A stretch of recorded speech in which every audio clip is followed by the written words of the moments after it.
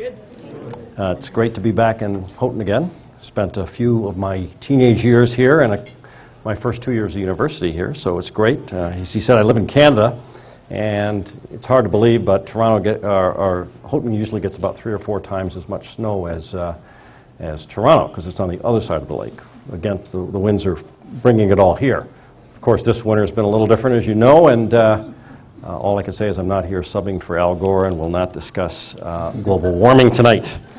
I'd like to begin by thanking Ken Bates and Bob Van Wicklen, who's not here tonight, for inviting me to come down and spend a couple days here. It's been a lot of fun. I've really enjoyed it, so thank you for your hospitality, Ken. You've shown me around. That's great.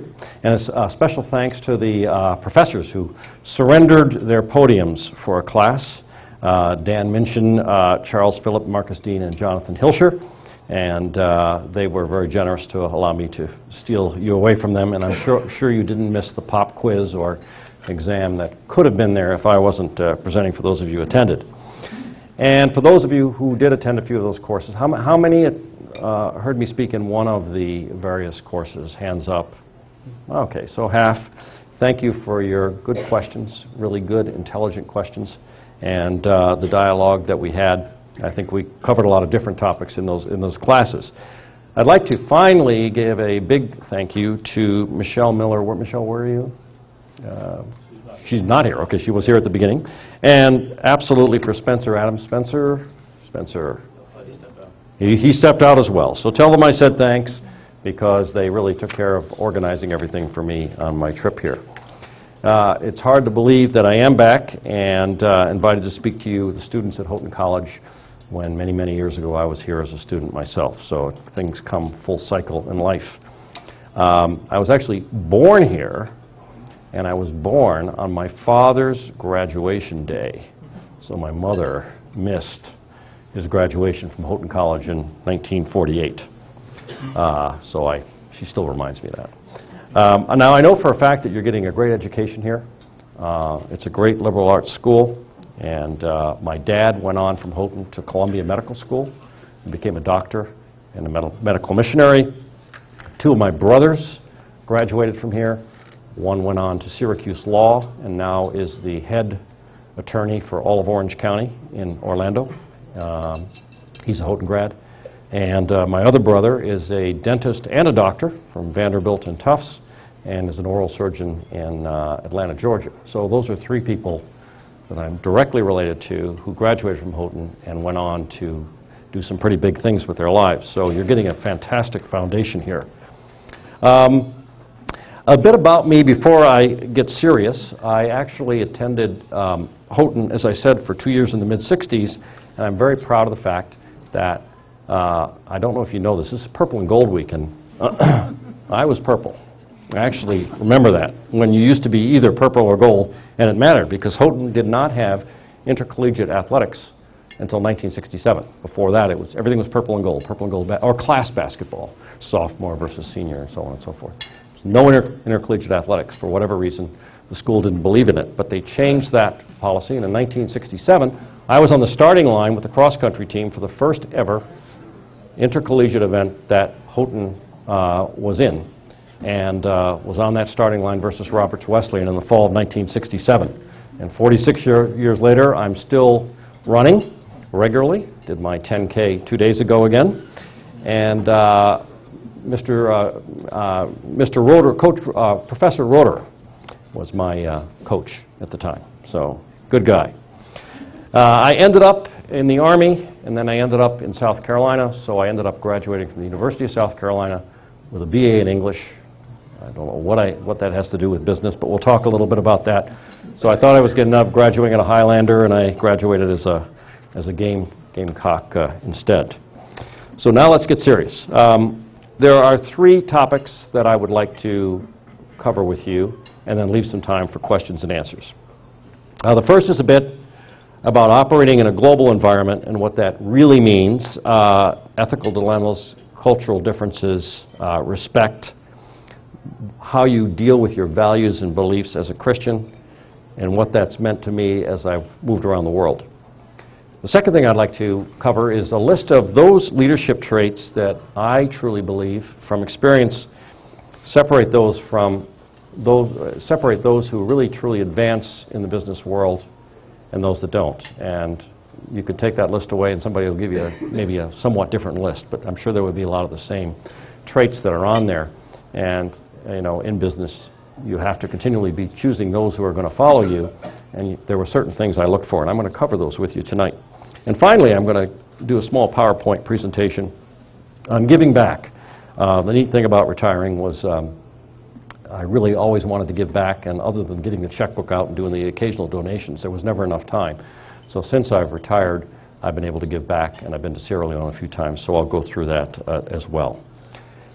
So, first of all, what is it like to operate in that big world out there, to run successful businesses and build big brands outside of these good old United States of America? And I'm sure some of you, who has read the book, The World is Flat, by Friedman? Not a lot. You should read it. It's a very good book. The world truly is getting flatter all the time, and a lot of it is due to technology. But it's been getting flatter, actually, for a very long time. I mean, I started in the 80s before Google, before Facebook, and actually before people even had cell phones. So you think about how fast the world is changing and how global it's becoming. All of a sudden, you can be a business executive like myself, making a presentation in Australia, because I lived there for a while, and the next day you're hopping on a plane, flying all night to the West Coast, connecting and flying to New York, and within 36 hours you're presenting to PepsiCo. And then you get right on that plane and you go all the way back. And when my son was born in Australia, my second son, I called my father here in Houghton and said, "We have a grandson, and he was born tomorrow." Because it was the 30th of July in Australia, but it was the 29th here. So that's how big and round the world is. I've been fortunate, as Ken mentioned, to work on 4 continents and to have lived, not been to, lived on 5 when you count my MK years in Sierra Leone, and have been privileged to run brands in all of those countries. So what have I learned about being a successful executive in a global world? Well, first of all, values are different all around the world. Cultures are different. And that doesn't make them right or wrong. It just makes them different. And how do these different value sets that you'll see as you travel around the world work together with yours as a Christian? Now, we here in the Western world, well, most of us anyway, have been brought up in a society that is, while not always Christian, is at least based on Judeo-Christian principles in large part. So, for instance, we've been taught, don't lie, don't cheat, work hard, let the chips fall where they may, don't cheat on your taxes, don't cook the books. It's very Western, and it's becoming more and more global, but not everyone in the world is like that. And when we do get caught, or even when we don't get caught, like Enron or Goldman Sachs or the other Wall Street guys, well, you've lost your respect in this culture when you've done things like that. And of course, we all know the one thing you don't want to lose is your respect. So what do you do? This is an example I did give in one class. When you're in a joint venture partnership in a country and you find out that your partner, a local businessman, is actually cheating on his, not his, we're a partner, our taxes with the government. What do you do about that? And this actually happened to me. And these are the kinds of cultural dilemmas that you find yourself in when you're working internationally. I was running a region of the world in which this country was located, and under my leadership, actually, whether I liked it or not, after 6 weeks of having formed this joint venture, when the numbers didn't balance, we checked into it and found out that our local partner was underreporting sales and therefore underreporting profits because he was keeping 2 sets of books and therefore paying less taxes than we owed. Whoa, that'll get you thrown in jail. So, in America, but even working for a US-based company. So the funny thing is that he never, ever, as we went through this whole process, thought he was wrong. Everybody does it, he said when we caught him and confronted him. And he was right in his mind. So here we were, a Western company doing business in another foreign country, growing our brands very successfully, I might add. This country today is one of the most profitable for the Pizza Hut brand and the KFC brand in the world. We thought we partnered with somebody who had Western values because he spoke good English. But actually, his culture was from that part of the world. What did we do? Well, it's a very long story, and I won't bore you with all the details. But in essence, it took us a number of months, and 25 words or less. We bought them out at a price, and then started to refile all of the taxes and come clean. Easy, right? No, it's not, because amazingly, when we had finished doing all these tax records and pulling them all back together and figuring out all the underreported sales and all the underreported profits, we went to the government. A big meeting. One of the people in the meeting was the former ambassador from this country, well-known country, to the United States. And they said to us, well, we really want to thank you for bringing this to our attention, but don't worry about it. The past is the past, and just start reporting correctly in the future. We're not going to come after you. We understand. So what he was saying is, we don't want to be embarrassed by the fact that this actually goes on in our country, and by insisting on refiling, you're going to bring this up, that there's tax cheating. That's what they didn't say, but that's what's going on. So just sweep it under the carpet.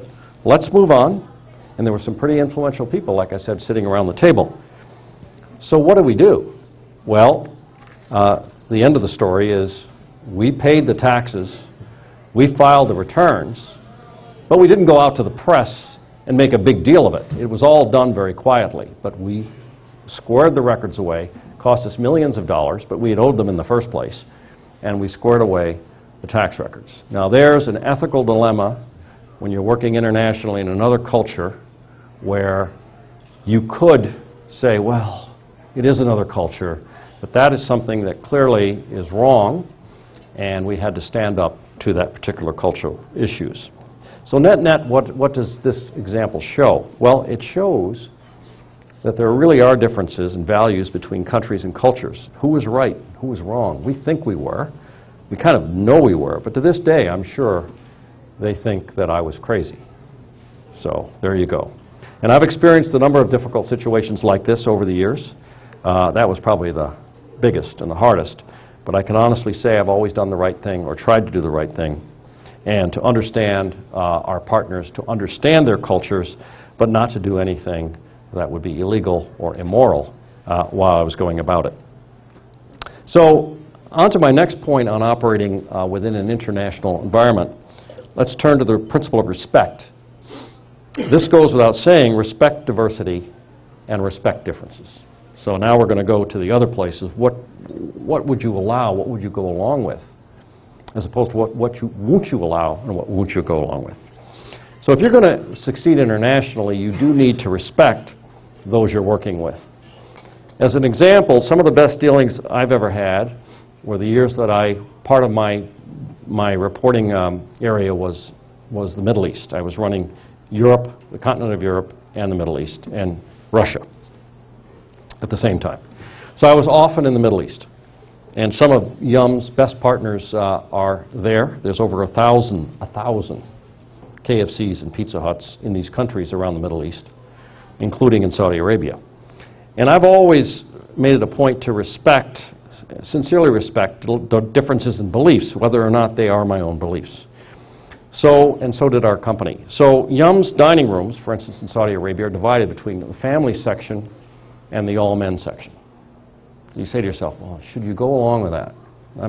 You think to yourself, I didn't make that decision. I support it. Now that's kind of a difficult one, but that is the culture, and if you're going to do business there, is that morally wrong or ethically wrong? And I would say no. We don't serve pork in countries like Kuwait and any Islamic country, or beef in India, or pork or beef in India. All of the restaurants in Israel are kosher, which basically means you had to choose between having dairy and meat. So the choice we made to be kosher in Israel was to serve only dairy products so we could have cheese in our pizzas, and you cannot get meat on your pizzas. Now you get a vegetarian pepperoni. Believe me, it doesn't taste quite as good. But the point is, is that wrong to say in this culture, because I eat meat and my religion allows me to eat meat, that I'm going to force it down the throats of countries in the Middle East or where beliefs are different, like Hindu in India? And the answer is what's right and what's wrong. I mean, I would ask you, is pepperoni pizza a Christian thing or something that we need to do? And the answer is no. So there's one on the other side of the scale when you talk about cultural differences. I think Jimmy Carter said it best in his latest book. I'm a born-again Christian, but as a president of the United States, I had to uphold a law once that I truly disagreed with, as hard as it was personally for me. That's quite a statement from somebody I believe is probably the best post-president the U.S. has ever had. So you have to respect differences around the world, and it doesn't mean that you have to go along with things like when you're asked to participate in a bribe, you don't. To drink, you don't. So you do stand firm on some things, but on other cultural differences, you compromise and work in the place where you are.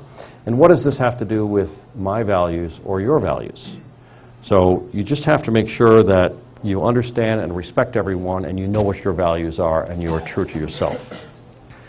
Now I'd like to turn to the second area that I'll cover, the first being cultural differences and working internationally, and trying to leave a little time for questions at the end. I'd like to spend a few minutes talking about leadership and the success factors that I feel in the international arena, the global world, make a difference between success and not success. So let me start with two success factors that I believe are what I would call prerequisites. You've got to have them, or you're probably not going to be very successful. And the fact that you're here today probably means you're okay in the first one. And the first one is what I would call gray matter, intellectual capability. Let's just call it smarts. You can have two kinds of smarts. You can have street smarts and you can have book smarts, but you need to have a certain capacity for intellectual curiosity and the ability to be able to think and reason.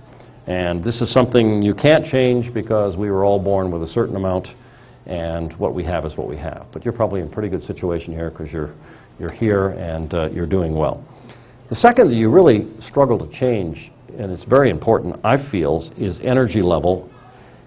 Do any of you, I mean, like have a friend or a family that just doesn't have the drive that you do, that isn't willing to dig deep and be determined and have initiative?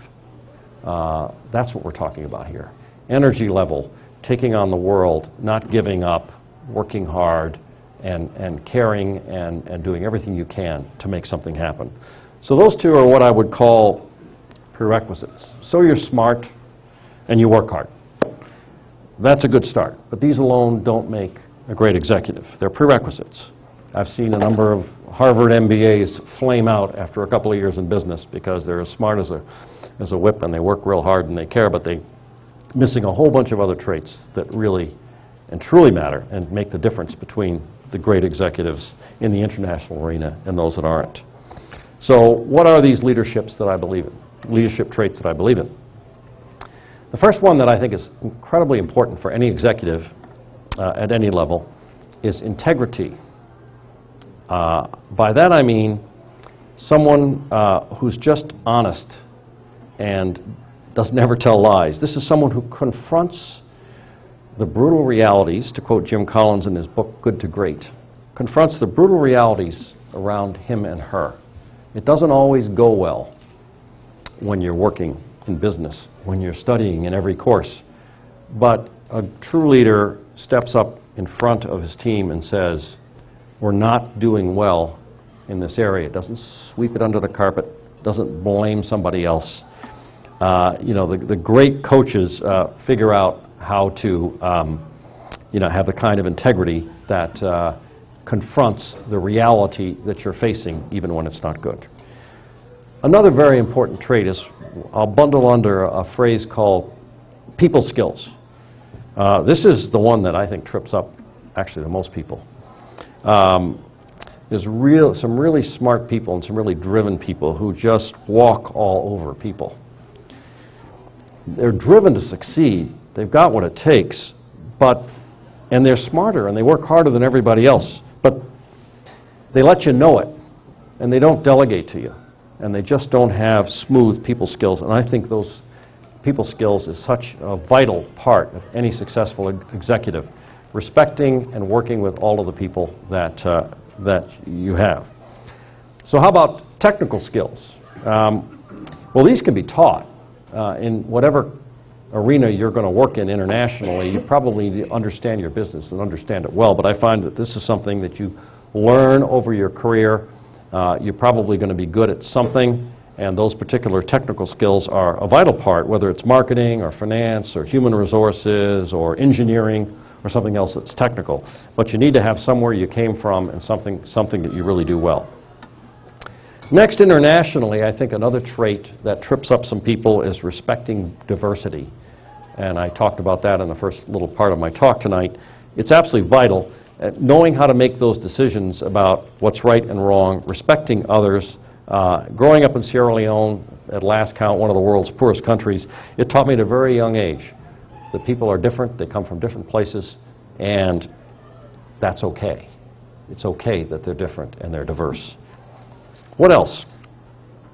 I think another characteristic that I find absolutely critical, maybe almost the most critical along with people skills, is what I call judgment. The J word, I used to call it. It's a vital trait for somebody working in business, and I think it's even more vital internationally. You come up against many, many situations if you work in the business world and life in general, and sometimes you're a long way from your comfort zone. Judgment takes a long time to learn, and I want you to think Solomon here. Okay, so basically the ability to make the right choice more often than not when you're confronted with a whole arena of facts and figures around you, having the judgment to say, okay, I've heard all of this, this is where we're going. That is a very, very hard thing to get to, but it's really a defining thing. So when I was looking at younger executives to see who was going to emerge and move forward, I would always be looking for, in their arena, in the place where they are, how are they on judgment? How are they on making the right decisions when confronted with something that wasn't easy to make a decision on? And that brings me to another trait, which I will call strategic skills. It's related to judgment, but it's the ability to sort through complexity. So when you add up judgment, smarts, experience, and certain people skills, you know, what are the strategies for your business going forward? And this is one that can be taught, but it also requires a lot of experience. Like I said, it's related to judgment. You have to sort through all of this information and data about your competitors, about the world environment you're in, the country you're in, the region you're in, and you have to come up with a strategy or a series of strategic planks about your business that is going to drive it forward in a competitive world out there. So having strategic skill set, I think, is vital. There's another one then I would call impact and influence. This is related to people skills, but it's the soft skills of working with people, influencing their way of thinking through listening, leading by example, and handling complexity. And people who can influence and impact others are going to go a long way. Like I said, it's related to people skills. And then finally, and you won't believe how hard this one is, it sounds easy, accountability. I think that is an absolutely vital trait. Not blaming others, standing up for your people, admitting when something didn't go right, humbly recognizing when it did, and passing the recognition along. The great coaches, when they lose, they stand up and said, it's my fault, I had the wrong game plan, but when they win, they say, it was the players. Accountability is a humbling thing, but it is taking it on the chin when you really did make the wrong decision, and nobody is going to make 100% of their decisions properly. You're going to make a wrong turn now and then, and you just need to admit it just stand up and take it. And that's what I mean by true accountability. Well, here's one I didn't talk about. How about charisma? You need to have charisma. Charisma is nice. But if you've read, again, Jim Collins' book, the problem with charisma is that if you've got it, real charisma, people believe you. They will follow you down any road, even if you're wrong.